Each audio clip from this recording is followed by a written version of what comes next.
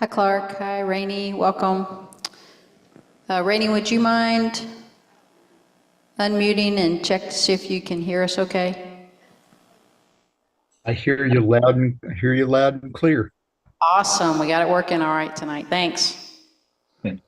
Hi. Hi, Clark. I'm Lisa. Welcome. Thanks. Nice to meet you.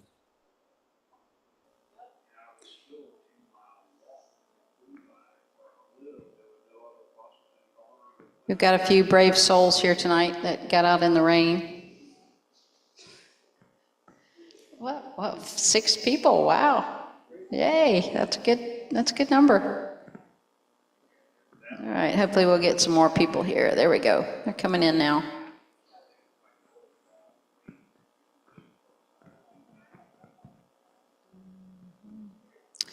Jamie Lee, hi, I'm Lisa. Welcome.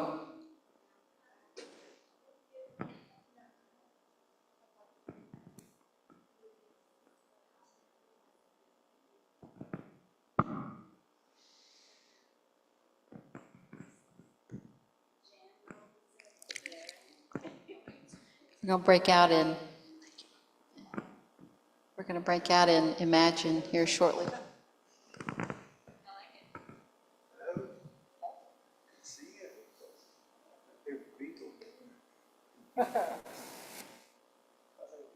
Yeah. Cut this down. Oh, I don't know. I'm glad Linda's here.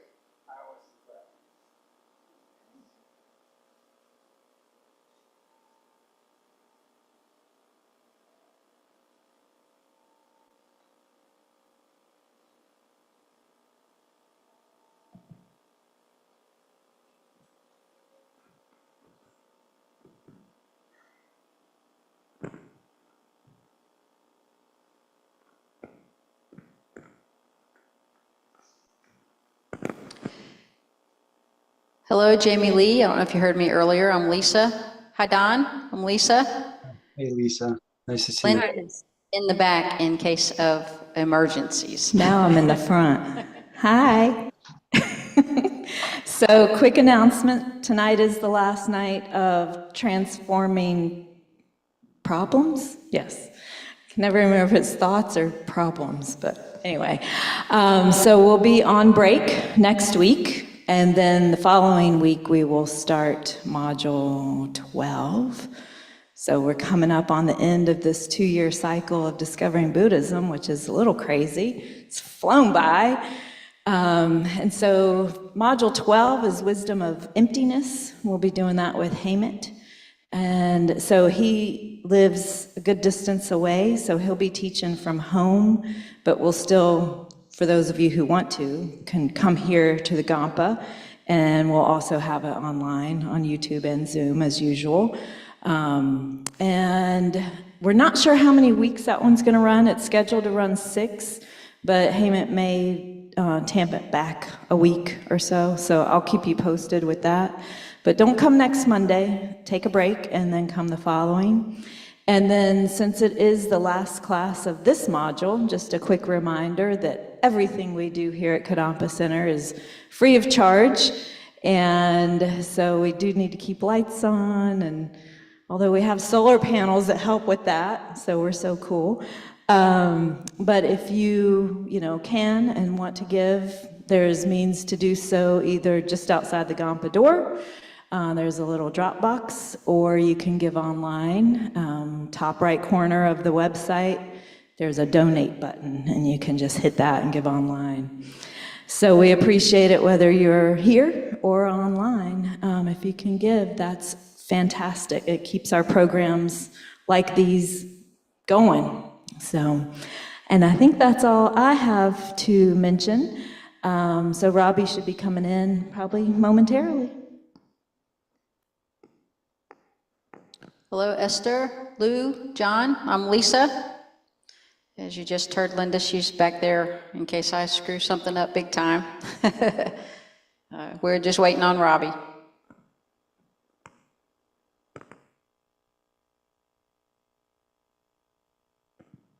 And he is now. Robbie is here.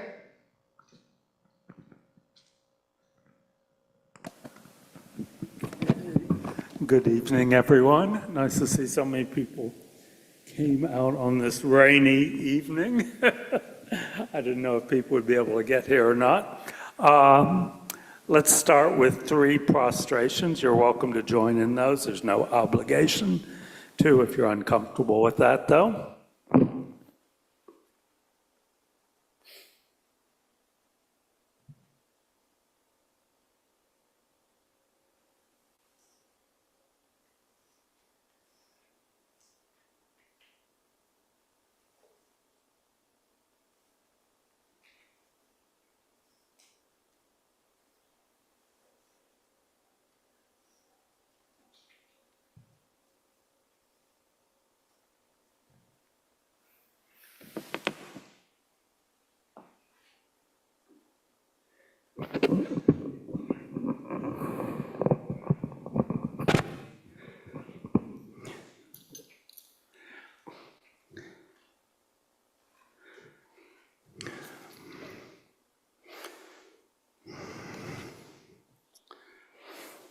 And we'll begin with our prayers in the Gold Prayer Book,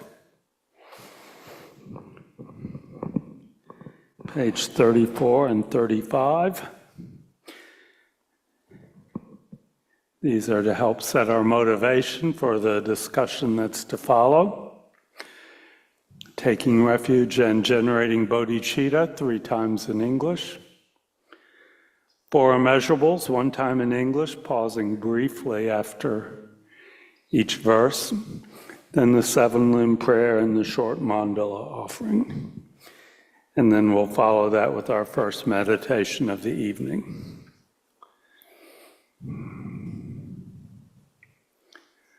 I go for refuge until I'm enlightened to the Buddha, the Dharma, and the Supreme Assembly. By my practice of giving and other perfections, may I become a Buddha to benefit all sentient beings. I go for refuge until I'm enlightened to the Buddha, the Dharma, and the Supreme Assembly. By my practice of giving and other perfections, may I become a Buddha to benefit all sentient beings. I go for refuge until I'm enlightened to the Buddha, the Dharma, and the Supreme Assembly. By my practice of giving and other perfections, may I become a Buddha to benefit all sentient beings. May all sentient beings have happiness and the causes of happiness.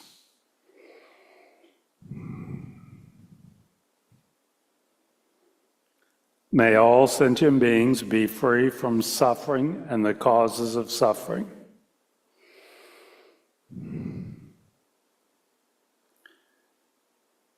May all sentient beings be inseparable from the happiness that is free from suffering.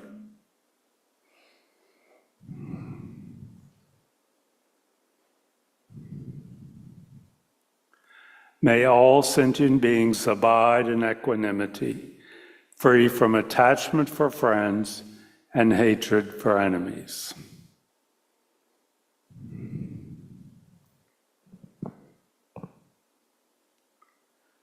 Reverently, I prostrate with my body, speech, and mind. I present clouds of every type of offering, actual and imagined.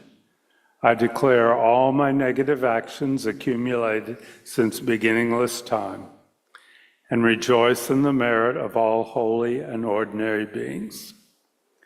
Please remain until the end of cyclic existence, and turn the wheel of Dharma for living beings.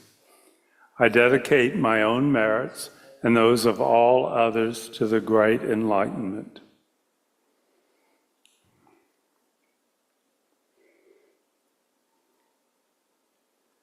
This ground, anointed with perfume, strewn with flowers, adorned with Mount Meru, 4 continents, the sun and the moon. I imagine this as a Buddha field and offer it. May all living beings enjoy this pure land. Idam Guru Ratna Mandala Kamniryatayami. Okay. And we'll begin with our first meditation of the evening. I think most people are familiar with the posture. Just a quick rundown. Nice straight back. Head maybe a couple degrees in front of the vertical. Eyes either lightly closed or slightly open. Mouth lightly closed with tongue on the hard palate behind the upper teeth. Shoulders down and back a little bit. Arms away from the sides of our torso. Right hand on left with thumbs touching. If we're sitting in a chair, our feet are flat on the floor or on a cushion. If we're sitting on a cushion, we're towards the front third of the cushion, and our legs are in a position that we find comfortable. So scan your body from your head down to your toes. Identify any sources of stress or discomfort or tension, and address those now before we begin the meditation.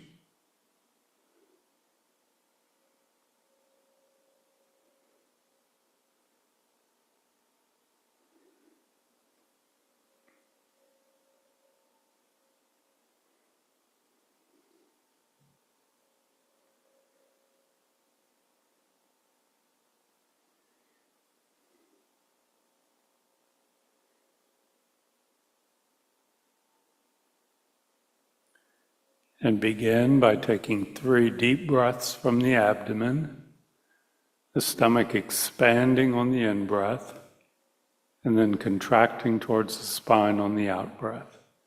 Just do that 3 times slowly.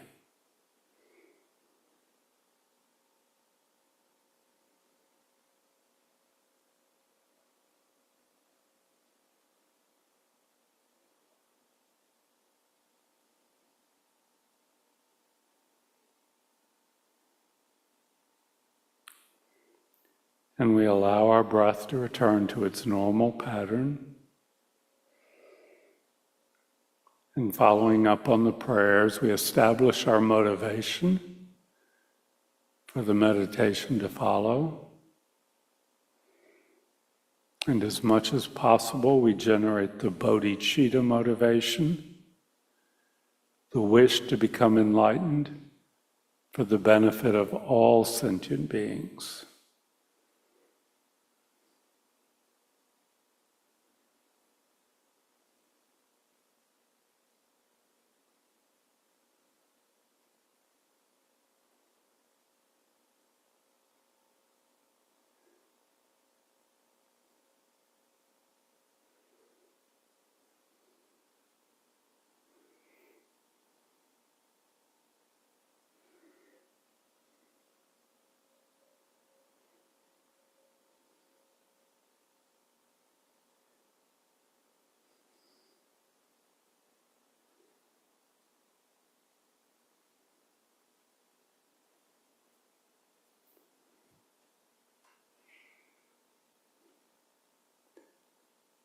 And having established our motivation, we now begin the actual meditation, concentration meditation, with the mind, the awareness, the consciousness on the physical sensation of the breath moving in and out through our nostrils. Mind on breath, nothing more than that. Over and over and over again. We just let our mind rest there. We don't have to force it onto it. We don't get tense or uptight. We just relax and let the mind rest on the breath. Direct perception of the breath.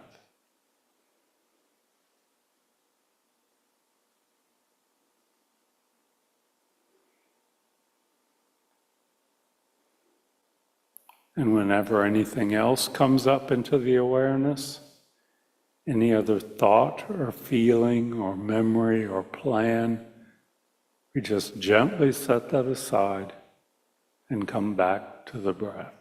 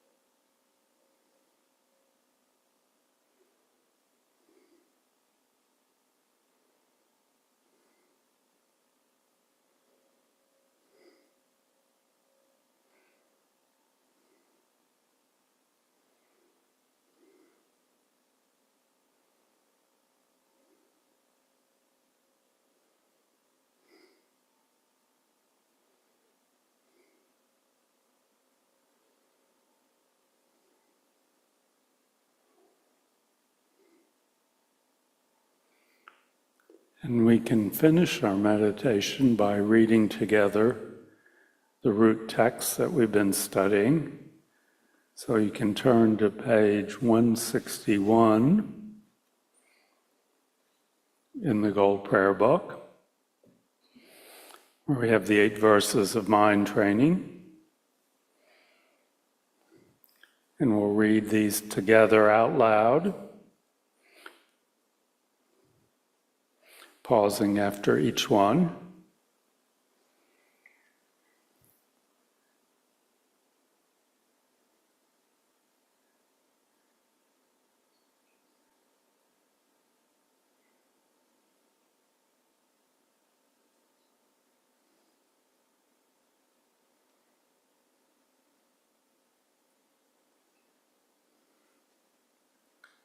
Number 1, determined to obtain the greatest possible benefit from all sentient beings who are more precious than a wish-fulfilling jewel, I shall hold them most dear at all times.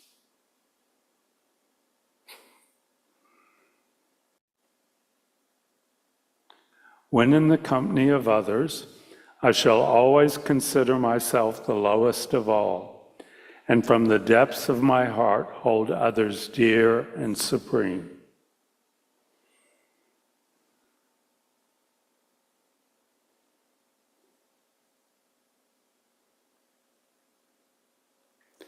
Vigilant, the moment a delusion appears in my mind, endangering myself and others, I shall confront and avert it without delay.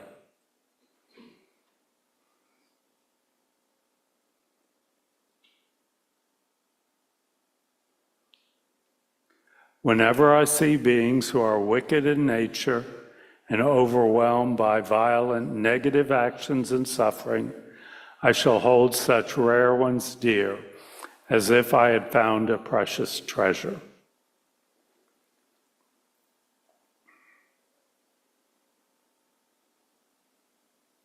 When, out of envy, others mistreat me with abuse, insults, or the like, I shall accept defeat and offer the victory to others.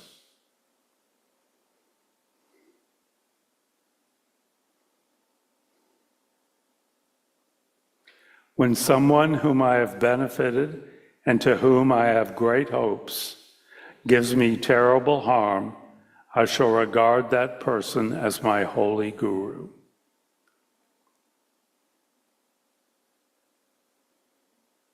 In short, both directly and indirectly, do I offer every happiness and benefit to all my mothers. I shall secretly take upon myself all their harmful actions and suffering.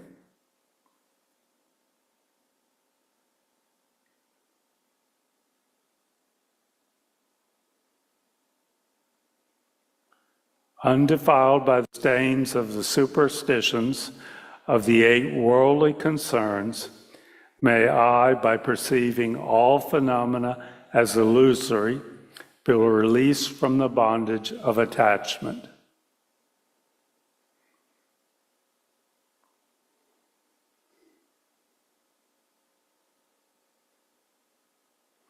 And we can end our meditation by doing a brief dedication.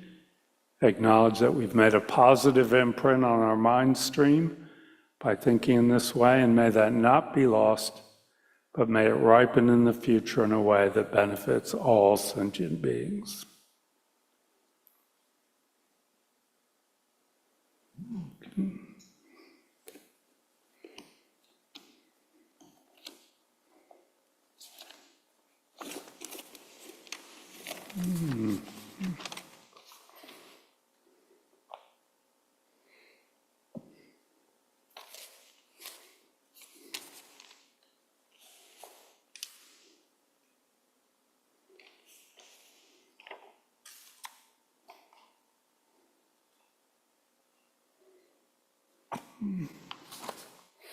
Okay, so this is our last class, and we have 2 verses in the root text to get through, and each one is huge. I mean, these are just really, this is a very simple text, but each topic in it is huge and is a tremendous summation of an incredible amount of the teachings of the Buddha. The first one that we're going to be talking about tonight, number 7, is really about a practice known as Tonglen. So I'll introduce that to you. And then the 8th one gets into the whole subject of emptiness, which is really one of the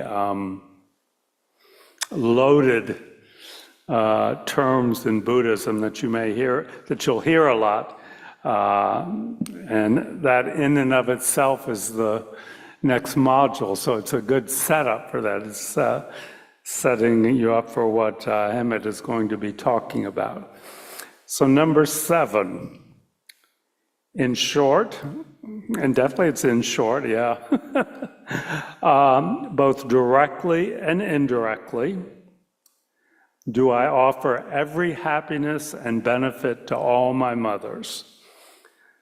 I shall secretly take upon myself all their harmful actions and suffering.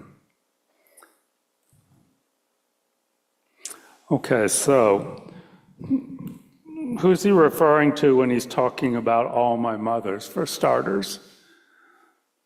Anybody want? Yeah. Let's get clear on what some of the words are.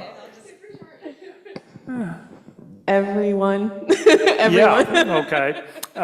This is based on the idea that we've all been in every possible relationship with everyone else in previous lifetimes, countless previous lifetimes. We may not accept that idea at all, but that's kind of a given in the teachings of the Buddha. We've all been as close to everyone as we have been to our mother in this lifetime. And some of us may not have been close at all to our mother in this lifetime. So you can substitute fathers or grandmothers or anyone, okay? But the idea is that we are that close. If we could see past lifetimes, we'd realize that we have been in that close a relationship with every sentient being, and we can regard everyone as having been our mother at some point, or our father, or our best friend, or the person who taught us the most. So if you have a problematic relationship with your mother in this lifetime and don't feel like it's a close relationship, don't get hung on that. Just hear the word mothers and substitute whatever works for you.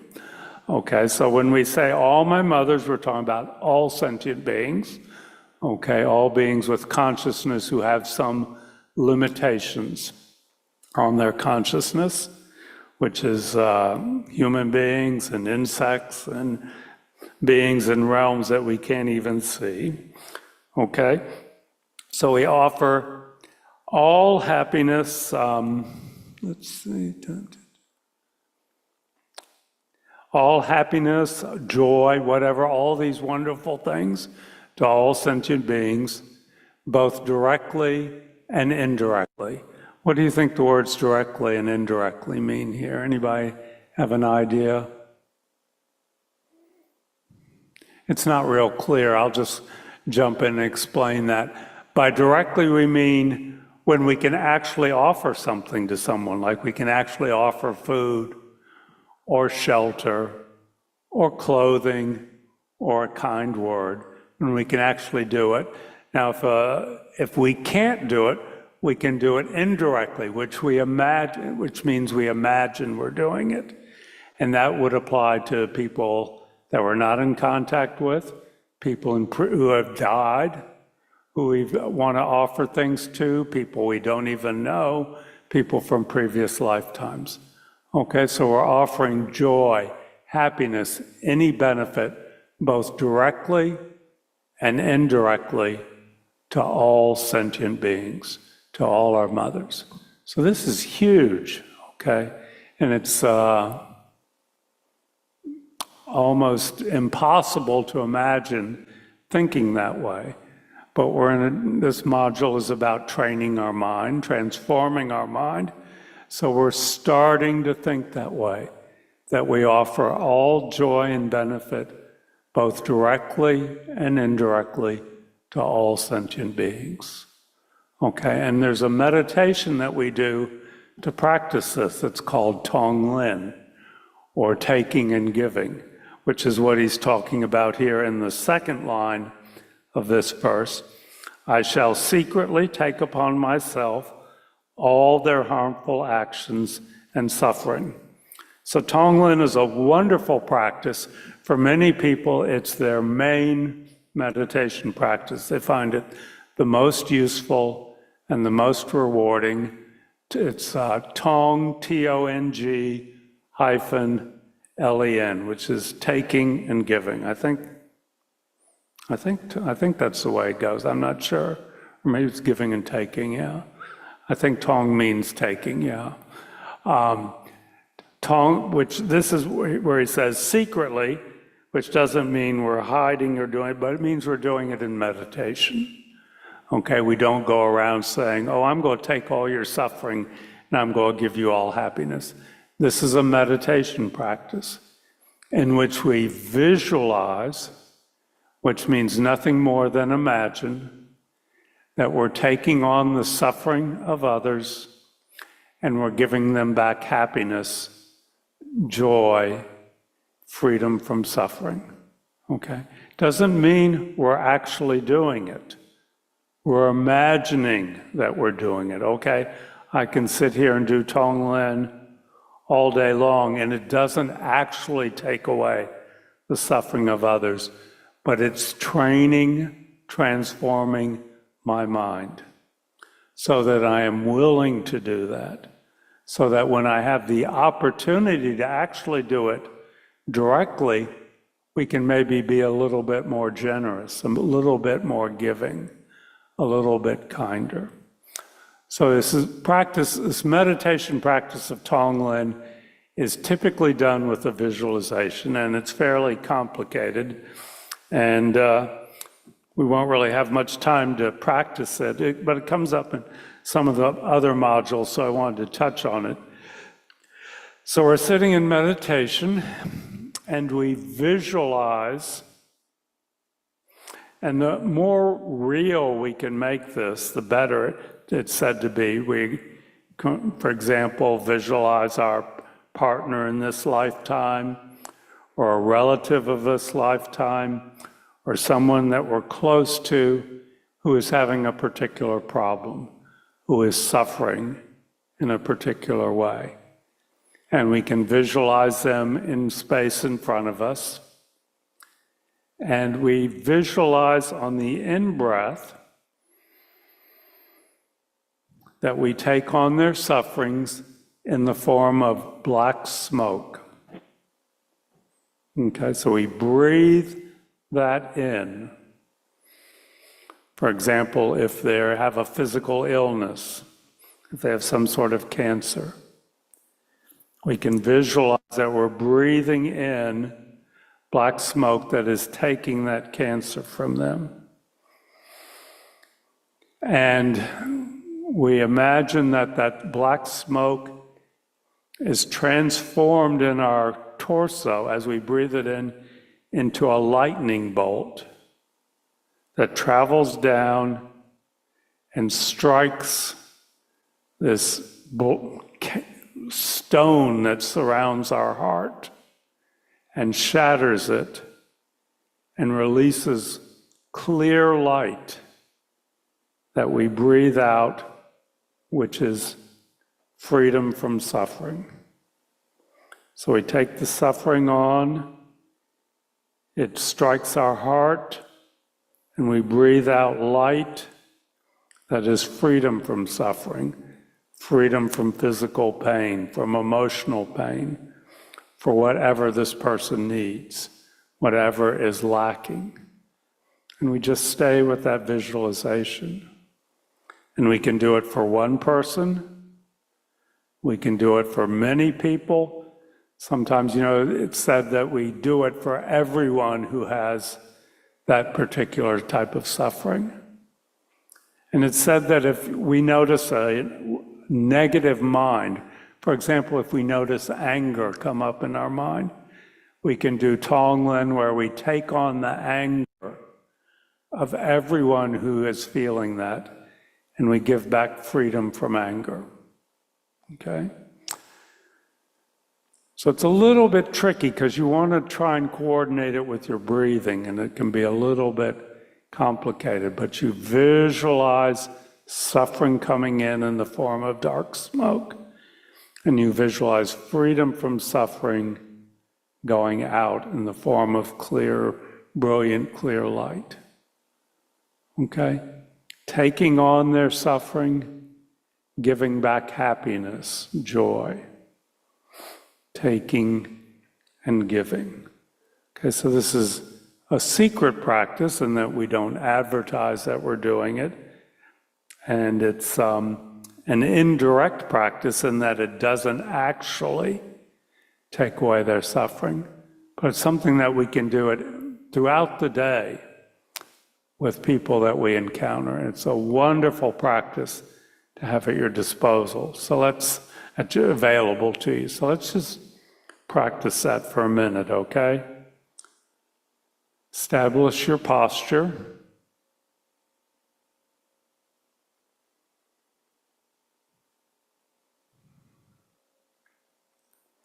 Just a moment of concentration meditation.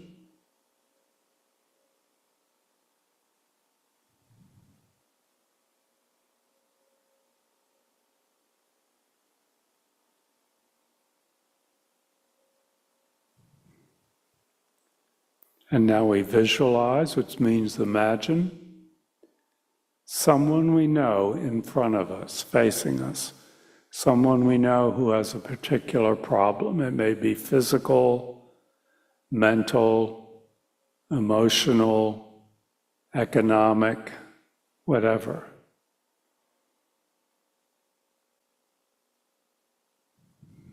So be clear on who you're doing the meditation with. And now visualize that you breathe in that problem. In the form of dark smoke on the in-breath. And that smoke is transformed into a bolt of lightning that travels down and strikes the stone encasing your heart, so that it splits open and bright, clear light comes out. And you breathe that out to this person. Breathe out freedom from that problem.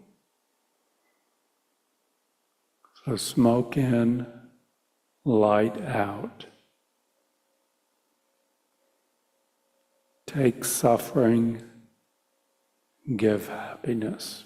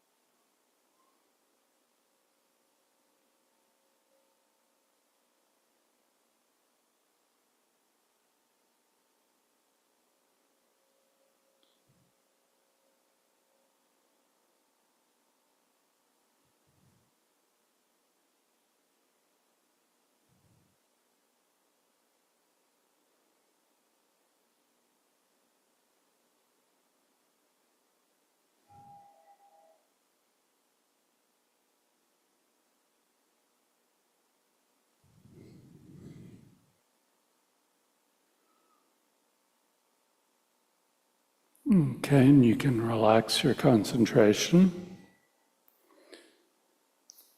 So, just to summarize, in short, both directly by actual actions and indirectly through mental actions, I offer every happiness and benefit to all my mothers. I offer happiness to every sentient being. And then in meditation, I take upon myself all their harmful actions and suffering. So we're taking their harmful, negative actions, their suffering, and giving happiness. And this is a mental practice, okay? So we develop a mind that is willing to do that. We transform our mind. So that's the practice of Tonglen, which is what he's talking about here, which is, there are whole books written on this. You know, it's a huge topic in and of itself, but it's a very popular practice that people find very useful. Any comments or questions? Anyone on Zoom, just wave or raise your hand. Carolyn, go ahead and unmute yourself. Thank you. When we're doing Tonglen, when we're bringing in the dark smoke, is it important to keep the actual information of the person's suffering to mind?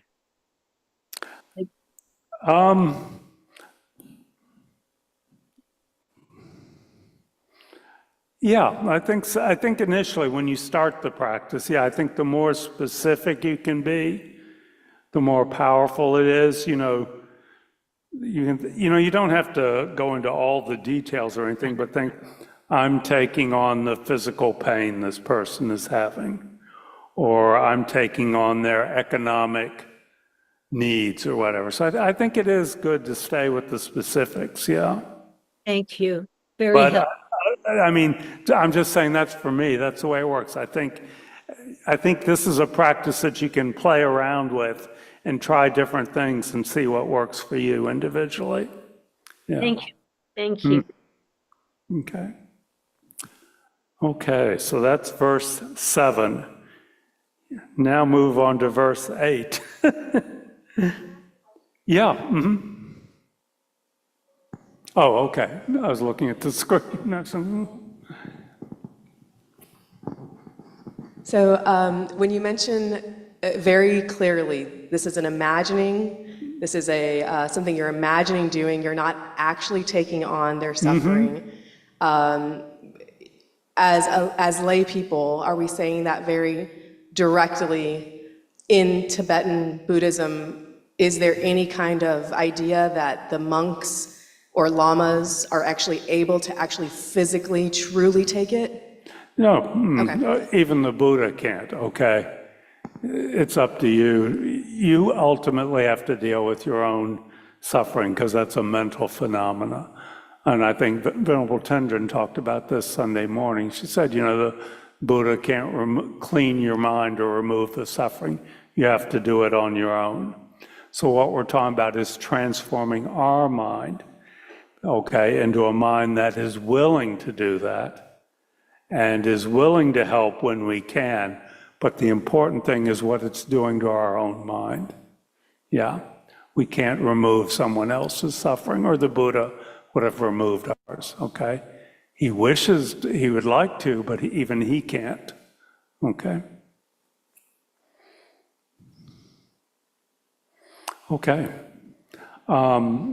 Verse 8.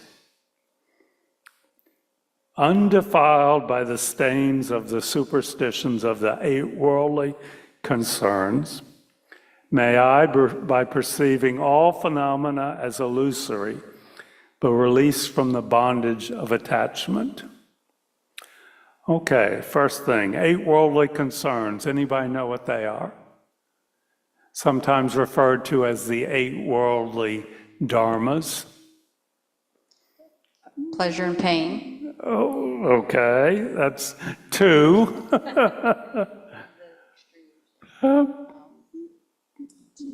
Gain and loss. Okay, pleasure, pain, gain, loss. Good reputation, bad reputation. And the next one's kind of similar. It's praise and blame, okay? This is a topic referred to as the 8 worldly dharmas. Does anybody know what the word dharma means? We use it a lot. Generally, we use it just to refer to the teachings. But what is it specifically? What's it specifically mean? In short, all the teachings, everything that is true. I mean, it is essentially All the teachings, but there's a very the teachings of the Buddha. Yeah. But it seems to be beyond that. You don't have to be a Buddhist or have studied the Dharma to be practicing it if you're manifesting compassion and love, kindness. The specific definition of dharma. Protects our mind. Getting close, is referred to, this dharma specifically means that which separates us from suffering, okay? That's what dharma means, okay? So when we talk about the 8 worldly dharmas, okay, it's kind of sarcastic, actually. It's about the only instance where you find a term used like this, in that they're not really dharmas, okay? They don't really separate us from suffering, but we live our lives as if they would, okay? They're worldly, which means they're not reliable. They're not trustworthy. So the idea of the 8 worldly dharmas, and if we're willing to look at our lives, I think we can see some of this. We think if we get everything get as much as we want of the things on this side, and get as rid of much as possible of things on this side, then we're happy, then we've got it made. Okay, gain, good. Loss, bad. Pleasure, good. Pain, bad. Praise, good. Blame, bad. Good reputation, good. Bad reputation, bad. So if we just live our lives so we get as much as possible of this on this side, and as little as possible of what's on this side, we've got it made. And the Buddha says it ain't gonna work that way. Because one, you can't get rid of all these. Those are part of life, part of being a sentient being, okay? It's our resistance to them that causes problems. They're a part of life. We can't guarantee that we're going to get all these. And these are impermanent, okay? They're not ultimately satisfying. So those are referred, we think of those as what will separate us from suffering. And it's a delusion, okay? But we live our lives pretty much according to the 8 worldly dharmas. This isn't criticizing anybody, that's just the way we function as human beings. Does anybody know which is Lama Zopa said this a number of times, which one was had the biggest influence on most people? Does anybody know? And everybody's a little bit different, but there's one he said that tends to be the most powerful. Yeah, good reputation, bad reputation. Which good reputation means people think we're a good person, which means our partner thinks we're a good person. Our children think we're a good person. Our coworkers. We don't want them to think badly of us. He said for most people, if you're willing to be honest, that's the one that drives you the most. We run towards the things on this side. We try and push the things away on that side. So that's what we're talking about when we talk about the 8 worldly dharmas, or the 8 worldly concerns. So he's saying, undefiled by the stains of the superstitions, or false beliefs, or not reliable, of the 8 worldly concerns. So say we've removed that delusion from our mind stream, that those are going to make us happy. May I, by perceiving all phenomena as illusory, be released from the bondage of attachment. My other translation seeing that knows all phenomena as an illusion. Okay. Phenomena is anything that our mind can perceive. Anything that appears to our mind is a phenomena. Physical objects, emotions, memories, everything, okay, is a phenomena. So I can say we see them as illusory. So what does that mean?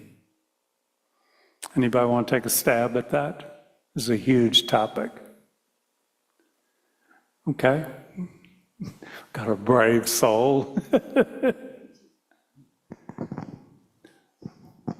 It made me think of impermanence, Yes. the topic, because so the illusion is that that it's permanent. Yeah. Okay. Very good answer. Okay. Anybody else? Yeah. What is it? What does the word illusory mean here? It could also mean if the self is illusory, those phenomena don't stick to you. In other words, Okay. Okay, good. Yeah. Okay, what he doesn't mean by illusory is that they don't exist. Okay. That's referred to as nihilism. That's considered to be falling into the extreme of nihilism. So when we say things are illusory, we're not saying that they don't exist. Okay, what we're saying is they don't exist the way we think they do. Okay? We can fall into the extreme of nihilism, which is saying everything doesn't exist. And the Buddha is saying that's mistaken. We can fall into the extreme of determinism or permanence, thinking things exist in one way, and that's the way they essentially are. The Buddha is saying there is a middle way in which the way phenomena exist. And for most of us, we tend to fall to the extreme of permanence. Okay, and we need to come back from that. Things are a lot fuzzier, a lot less solid than we think they are. It's not that we're actually imagining them, but their existence does depend upon our mind. It's not solely our mind, but it's dependent upon our mind, which doesn't mean they don't exist. But the way that this clock exists is dependent upon my mind. And the way the clock exists for you, if this clock exists for you, is dependent upon your mind. And they're not the same. Okay, there is no clock that exists out here independent of your mind or independent of my mind. There's the clock the phenomena that I perceive, and there's the phenomena that you perceive. The phenomena that exists for me, the phenomena that exists for you. Again, we're not saying that things don't exist, or that nothing matters, or that suffering isn't real, or that people aren't real. But the way they exist can be said to be illusory. It's fuzzier than we think they are. Lama Zopa would say it's like they're a dream. He's not saying they're a dream, it says they're like a dream. Okay? They're not just a dream, they're not just imaginations, but they're like a dream. So I think it's quite obvious how this reduces clinging and attachment that he talks about here. So we're freed from the bondage of attachment, or freed from clinging, freed from grasping onto things, freed from thinking things have to be a certain way and will always be that way, okay, and are fixed and solid. They are more illusory, okay? So we set aside the 8 worldly dharmas. We see that those are not the cause of happiness. no matter how much we try to get everything on one side of the column and get rid of everything on the other. And then the next step is to start to see things as illusory, as less solid than we think they are, because that attachment causes suffering.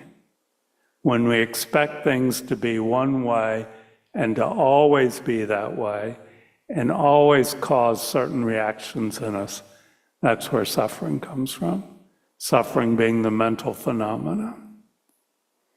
So this is a huge topic, and we can dump it on Hemet over the next module to go into the details. I think Mark wanted to say something, yeah.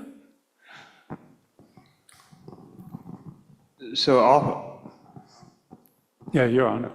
So oftentimes, especially when I'm in a situation where I'm having a disagreement with someone, and usually more so in hindsight, but sometimes even while the disagreement is going on, I'm able to say, well, that's how I see things from my side, but that doesn't necessarily make it true because they have a side also. And so then I try to see from their perspective where they may be coming from so that I can resolve the disagreement. Yeah, that's a step in that direction towards saying that this is what I see from my side. And it could be on a political topic, but it also means, like I said, like the clock. I'm seeing the clock from my side. It's no more solid or permanently existent than an idea about who should be president, okay? We can see how people have different ideas about that, but the clock also exists in the same way that thoughts and emotions do, okay? So it's a really different way of looking about everything in our world, everything that we experience. Anyone else? Any other comments? So again, this is the whole idea of each one of these verses. We're talking about transforming the mind, really changing the way we approach our experience, okay? And at first it seems, each one of these topics seems very kind of mechanical almost. We have to remind ourselves of it. But it's said that if we meditate on these over and over again, we're actually changing the way our mind thinks. Our mind is infinitely flexible, neuroplasticity and everything about that. And these things can become the natural way that we see things without having to think about it or grit it out. Okay, so we're actually transforming the mind, not just in a superficial way, but in a very deep and profound way. And the Buddha said that's possible in meditation because our mind is empty also, is impermanent, is illusory, has no fixed way of being also. So it can be changed in any way. Okay? Any comments before we do a brief meditation? Okay, I don't think we'll meditate. Let's do some more Tonglen. The emptiness meditations are a little bit more complex. I don't think that'd be particularly useful to do one of those now. There are a lot of specific ones where we meditate on the emptiness or the illusory quality of both external objects and of ourself. And Hemet will be talking about those in the next module. Let's just go back to the Tonglen meditation.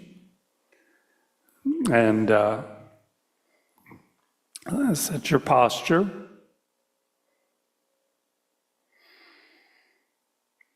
Let the chatter subside and just do a minute of concentration.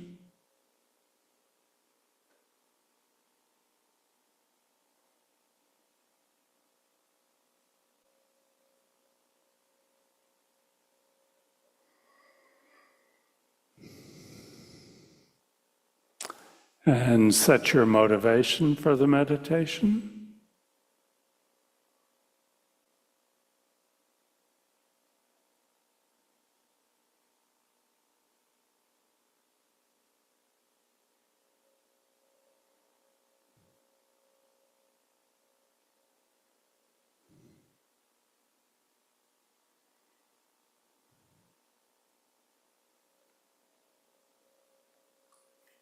And we'll do our Tonglen meditation.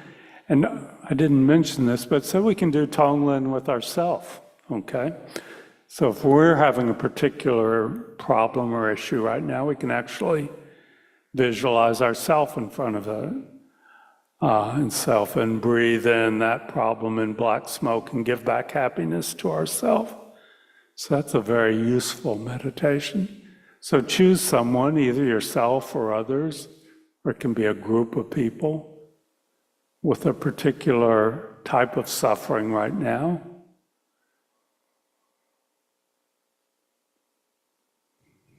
And visualize them in front of you, facing you.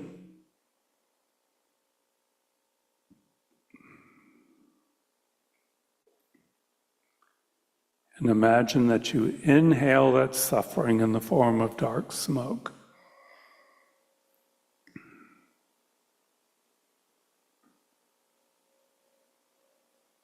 And as you inhale it, it's transformed into a brilliant bolt of lightning traveling down in your chest. And as you exhale brilliant white light, which represents happiness and freedom from that problem and freedom from suffering.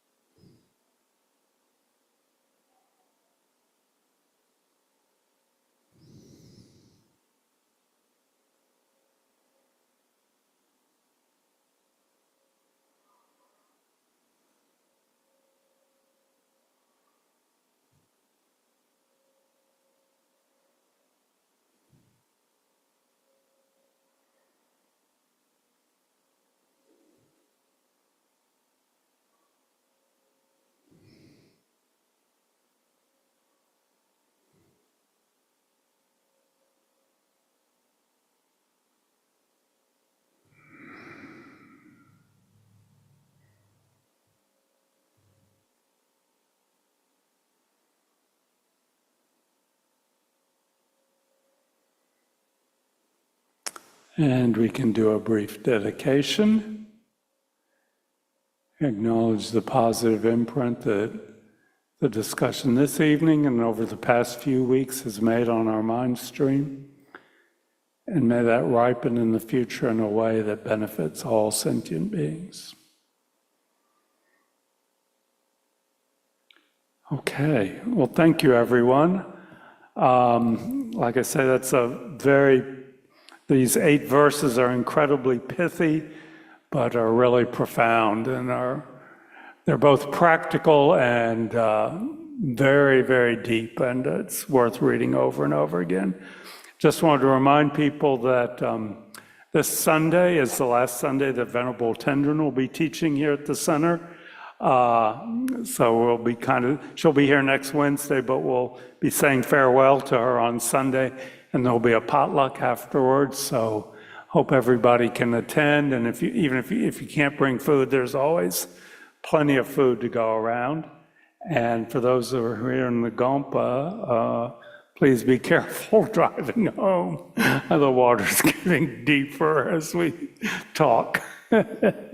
Yeah, so we need to be extra careful as we leave and turn on to whatever that street is and turn right. You go under that train bridge, and that's a very common area to get flooded. So I know in the past, when it has rained like this, we've actually just been really careful and turned left and gone over the median, but you just have to be really, really careful. But you don't want to risk getting caught in a flood under that bridge if that is the case tonight. Yeah. You got a big truck, Robbie. Thanks, everyone. Good night. No class next week. We start the following week with emptiness. Thank you. Thanks, everyone. Thank you. Thanks, Robbie. Thanks, everyone.